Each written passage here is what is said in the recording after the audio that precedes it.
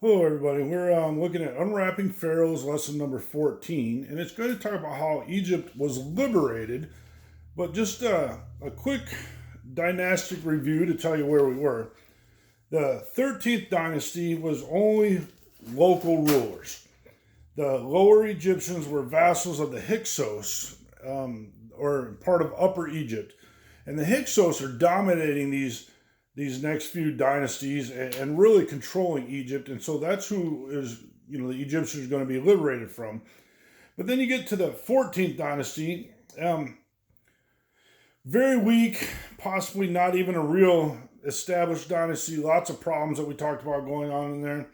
The 15th and 16th dynasties were completely ruled by the Hyksos, primarily from the Delta.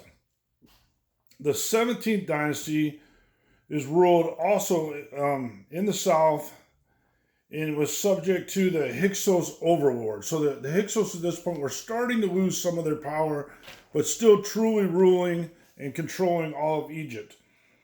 And we start kind of in the 16th dynasty, okay? The 14th king of the Theban dynasty, which is the 16th dynasty, was a pharaoh named Sequenenre, okay? He was deciding to build a canal, as lots of pharaohs had done. And the Hyksos king was a king Apophis, and apparently there was some type of problem between them to begin with. And this king, this Hyksos king, decides to use this as an attempt to end the problems between him. And so he sends a messenger to tell Sequenenre to stop building the canal, stop the construction of the canal, stop doing it all together. These two people were approximately 500 miles away from each other. And the reason the Hyksos king said that he did this was because the construction and the noise is causing the hippos to cry in the area where you're building, which is keeping him awake at night. So apparently, according to this king, the hippos are yelling so loud that 500 miles away he can hear them, and it's causing problems. At this point, war starts to occur, and initially, Sequenenre, he says, okay, tell the king, just says whatever to get the people to go away, and then he prepares for war.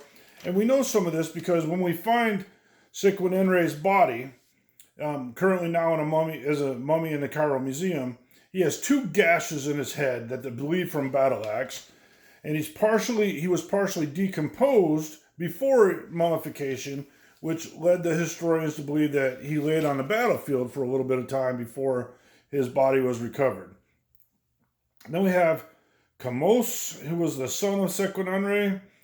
He also attacks the Hyksos capital city of Avaris, but he was not completely successful. And then we have Ahmosis, who was eventually completely successful, wipes out the Hyksoses completely, may have got a little help from the Israelites, and he becomes the very first king of the 18th dynasty. He rules for approximately 25 years until his son, Amenhotep I, comes to the throne, okay?